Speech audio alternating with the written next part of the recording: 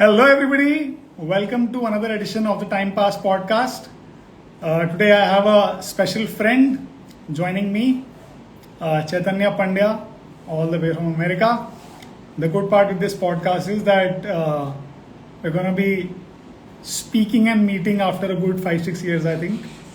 So, fun to do this. And the moment he joins the podcast, I'll bring him on live and we'll carry on our conversations.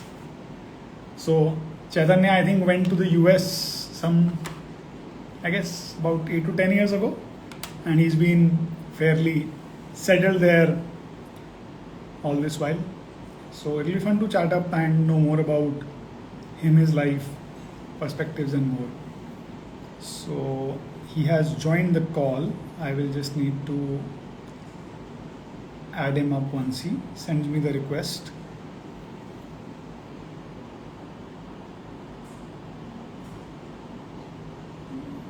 This part just takes some time, but otherwise we're good to go.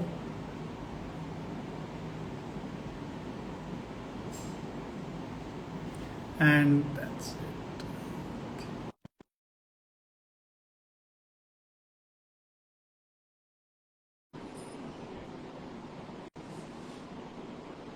I think this should work.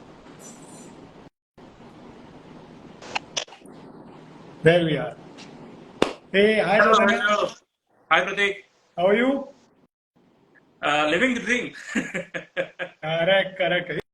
Surprisingly, that was a question on my mind. So let me just begin there right away. Yeah. And then we'll probably talk about everything else.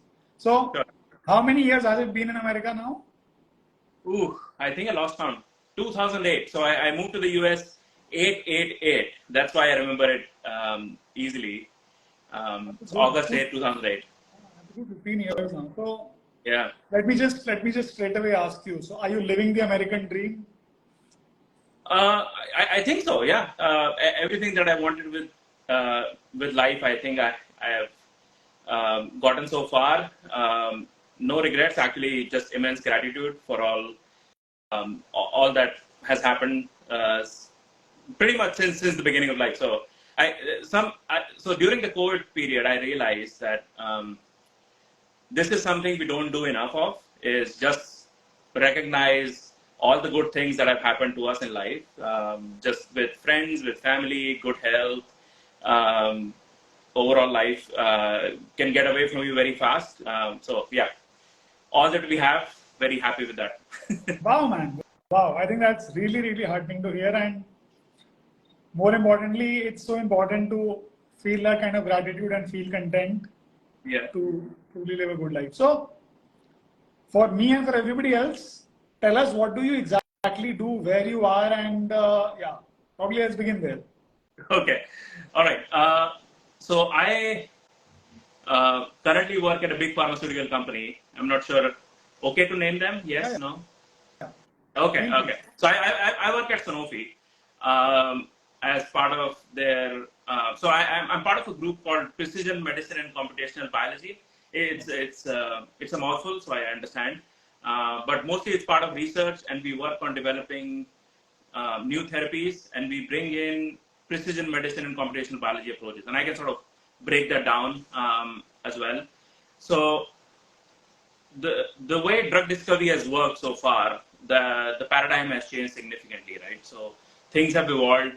Now we have realized that diseases like cancer, diabetes, or neuropsychiatric disorders, all these are complex diseases. It means there's no one cause that causes this. One of my mentors put this really nicely, right? So every cancer is different, every patient is different, and within every patient, every cell is different. So it's a very heterogeneous kind of challenge that we're dealing with. And one of the ways we are doing that right now, actually, is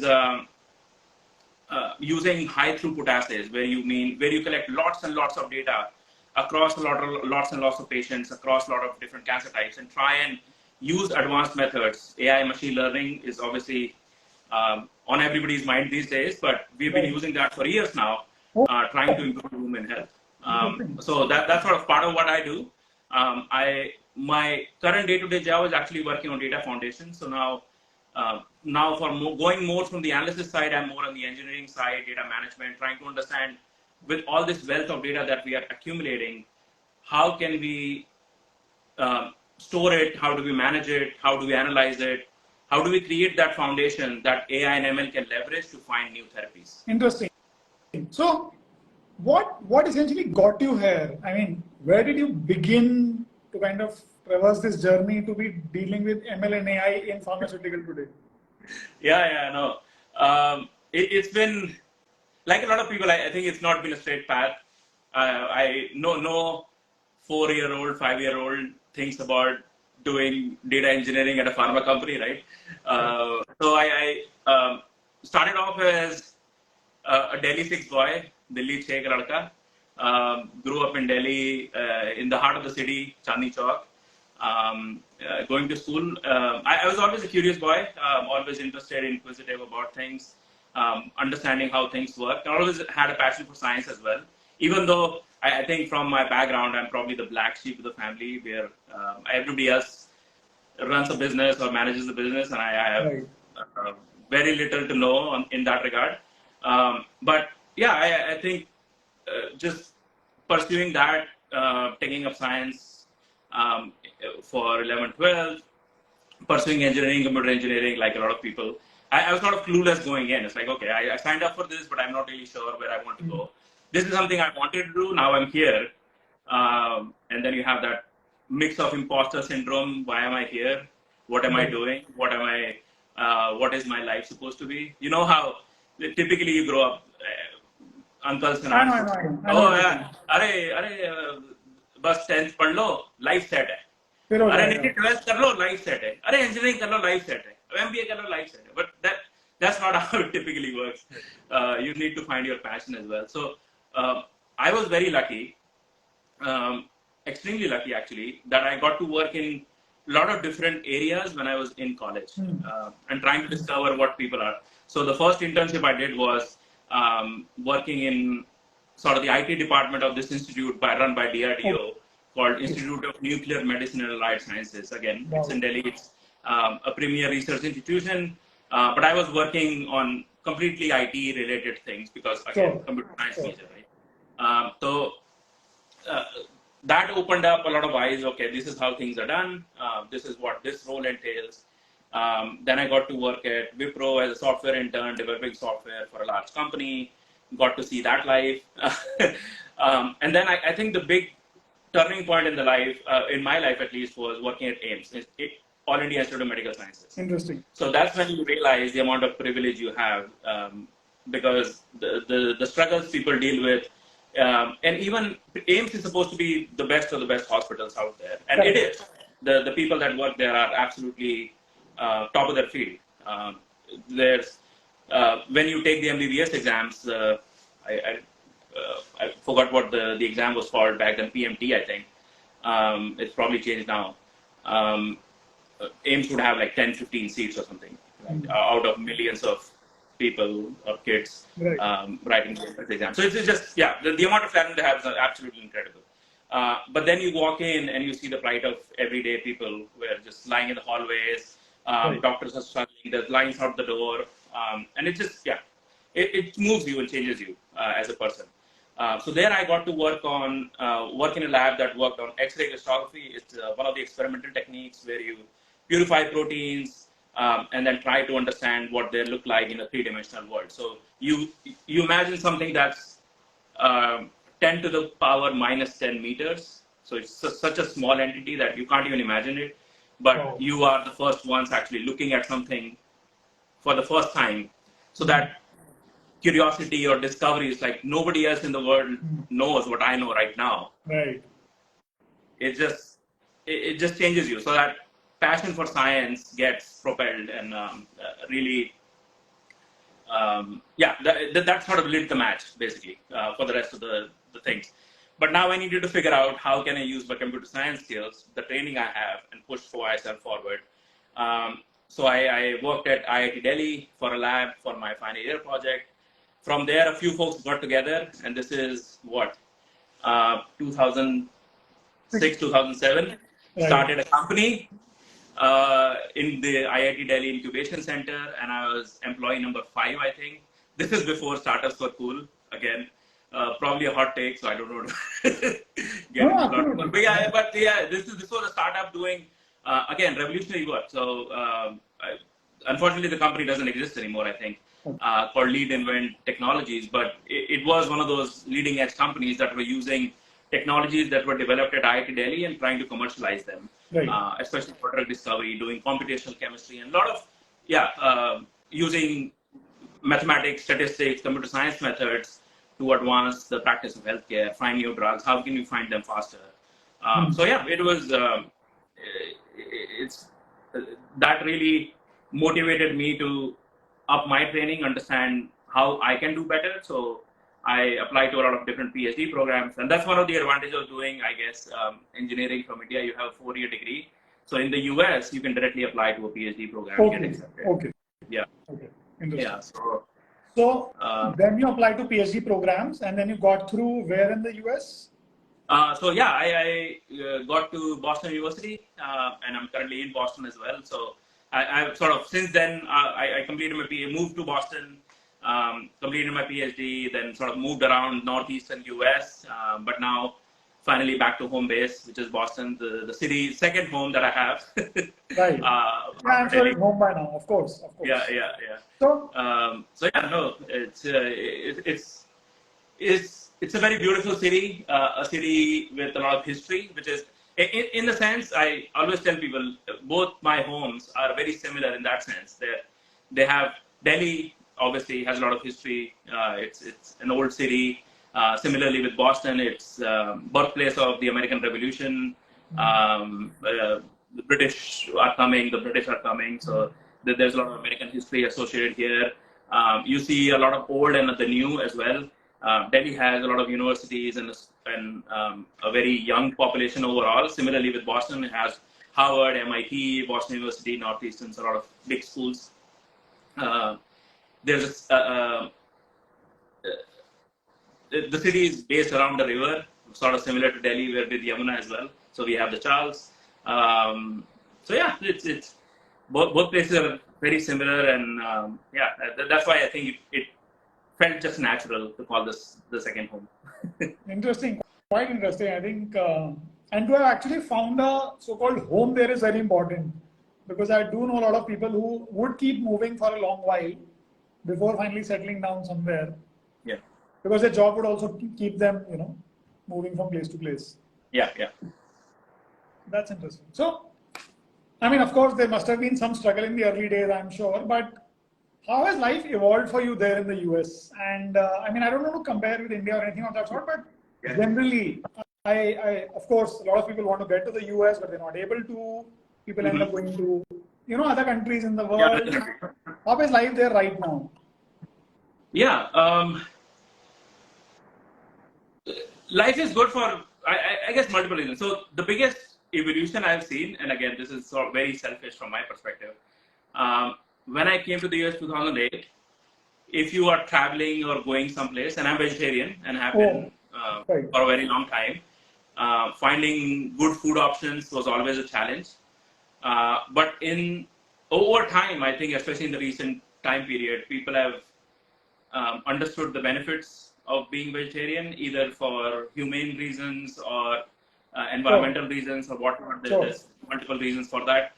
I think I'm vegetarian mainly for cultural reasons, but then over time, when you realize the value of it for ethical as well as environmental reasons, it makes sense. So people are realizing that in the US, so that has definitely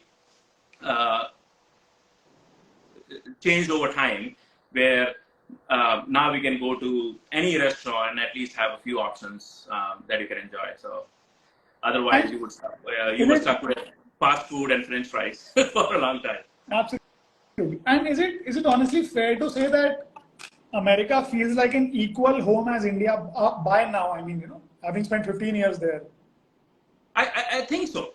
Yeah, definitely. So obviously, the place where you live for a long time, you build a community there. You have your group of friends. I play in a cricket league here, which is similar to what I did in. There's friends that we come and hang out. Obviously, things are a little different when Of course. You don't have there's no Diwali celebration here, but you Which is go okay. to the temple, it feels like it. So it definitely feels like home. Things are different, obviously, even within India. Like for a person who moved to Bangalore, for example, from Delhi, would feel the same. I'm sure. And so you were just on the call before, and so you mentioned being a parent. So how has it been being a parent, and how has it been bringing up a baby there generally? Oh, it's so. My experience is not the typical experience, I would say, because um, we got the call from the doctor's office March, I think, 2nd, 2020, that we are pregnant. And you realize the week after, everything shut down. Oh, right. So I've been home for most of my baby's life because I was working from home. I could see her every day, help my wife through the entire pregnancy. Again, that whole thing was challenging because for the first 5 or 6 months of the pregnancy, I couldn't even go to the doctor's office. I had to sit in the car in the parking lot. And she would go put a mask on and a gown on and everything, and I would be on a video call and learn about things. So it's not your typical experience in that regard. So very different, but very lucky that I got to spend so much time with the baby since the beginning. I've changed more diapers than I can count. Right. But again, we were sort of lucky. My in-laws were here when my baby was born. My parents were able to visit last summer and spend time with us. My in-laws are here actually this summer as well. So it's been good. The thing that's been different from my childhood, I can compare, is the language thing, right? Because in Delhi, when you're growing up, you're going to an English medium school, let's say. Right. But you're speaking Hindi at home or Gujarati at home, which is my native language. And everybody's forcing you to learn English. Right. Like English सीखो अगर जीवन में आगे बढ़ना है करना है. But here it's the opposite because English is a given. My daughter goes to daycare, so she learns English there. Any videos, Coco Melon or Baby Shark or anything she watches involves English. So learning English for her is actually easy, but we have to make an effort to teach her Hindi or Gujarati. So because that's a foreign language for her, of course. Yeah, exactly. And the doctors here actually, they are very persistent, I would say, or very adamant about this, that you make sure that you teach your kids your mother tongue. Otherwise, if they get out of this phase, they will never learn. Oh, really? That's interesting. Yes. Yeah. But the problem with that is my daughter started speaking a little later, and science has shown that, like, there's multiple studies regarding this, that multilingual babies actually take longer to start speaking because they have to create all those pathways. They have to understand pani and water mean the same thing. Interesting. So on and so forth. Yeah. So, but I mean, I understand the focus on native language, but I mean, see, let's be, fundamentally honest. Yeah. If one is not going to have a future in India, you might as well learn some other foreign languages and also know Hindi on the side. Why does people focus on knowing Hindi or Gujarati for that matter? No, so as part of her schooling, she will learn Spanish or French. Oh, okay. Spanish is the natural second language for people. Yeah, exactly. Yeah. Got it. So, it's okay. The way we learn German or something here, I get it. Yeah. Call it third language. I get it. Yeah. And so, how politically charged does US feel in comparison to India, or is it very different there? Do you have political sides, or what is it like generally? No. Politics, something I definitely have opinions, but generally shy away from expressing them myself. The two things, well, India's getting to that point, I feel like now, where you have two clear sides. Sure. Before that, I think when I was growing up in India, there was a very rampant sort of multi-party system, and you had people with different affiliations, different ideologies coming together. Now it's more polarized. US has always been that. It's either Democrats or Republicans, so there's very clear sides to which people choose. I think ideologically there are a lot of things the Republicans do that are good, and there are a lot of things that Democrats support that are good as well. And obviously, both the parties and politicians have their own failings as well. So yeah, I think I'm somewhat in the middle, depending on who the candidate is and what their ideology is. I don't fully support Biden, but at the same time, I don't fully support Trump either. Of course. I think the US, especially now, they can do better in terms of the politicians they select at the top.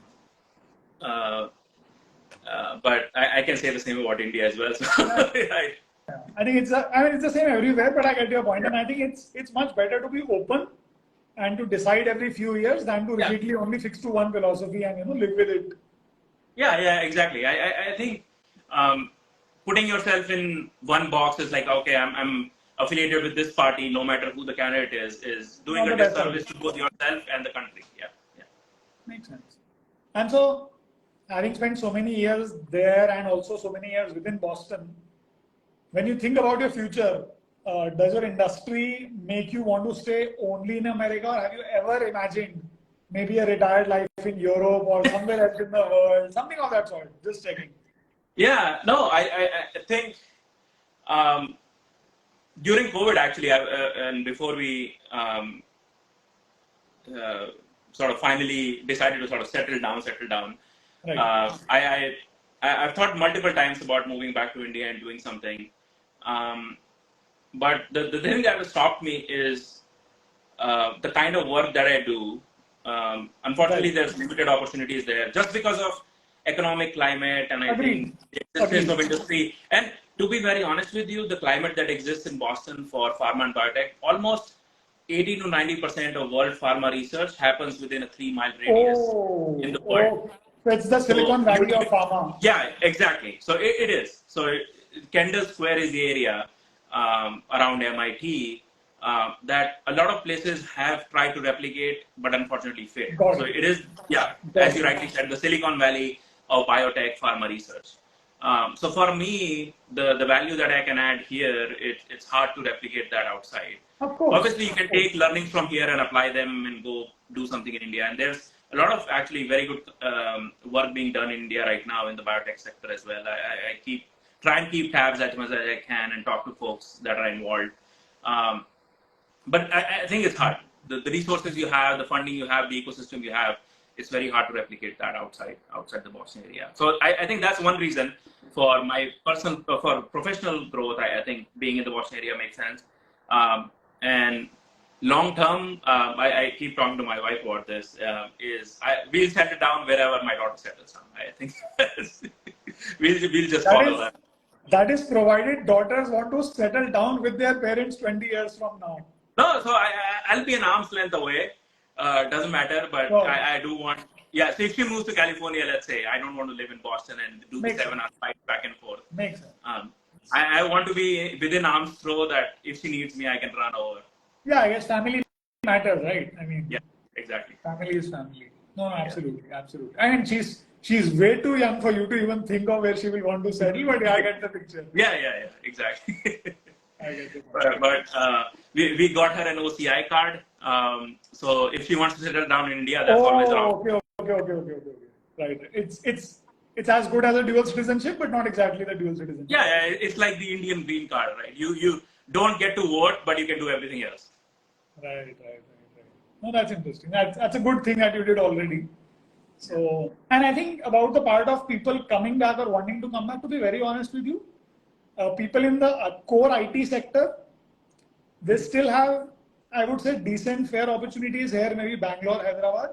But a lot of other people, if you are in some other domain, I honestly don't think that you have as many good opportunities, not just the monetary part, but also in terms of the work you do and other stuff. So I think, I think, and in any case, if you are in the Silicon Valley of pharma biotech research, then I don't see the point of really moving out for, and I think that age group right now is the kinds where you want to kind of move more towards settling down rather than moving around and, shaking things up all the time. Yeah, no, true. Makes sense. Great. So, other than this, what hobbies do you guys pursue there? What are your recreational activities like over the weekend and stuff like that? Going to the grocery store.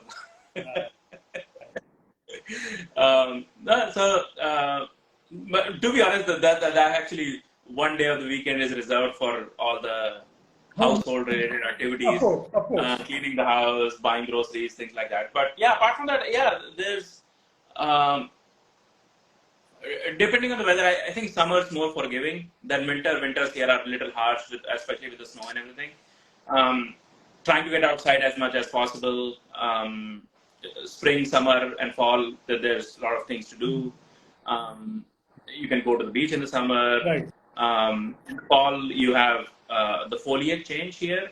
So the trees change from green to red to yellow, and you can go to the mountains and see. And being in Northeast US, I think that's an advantage as well. Like mountains, hills, I should say, not mountains, not like Himalaya level mountains, but you can go to the hills, spend some time there, and similarly, equidistant is our beaches.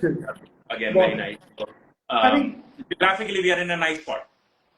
I think the good part with America is the diversity it offers in terms of Yeah. You get a lot of terrains, you get a lot of places to go to travel to, and kind of just enjoy the weather there. Yeah, and I think India and US are really blessed in that regard. Both places, like you have the entire diversity, geographical ecosystems, so you can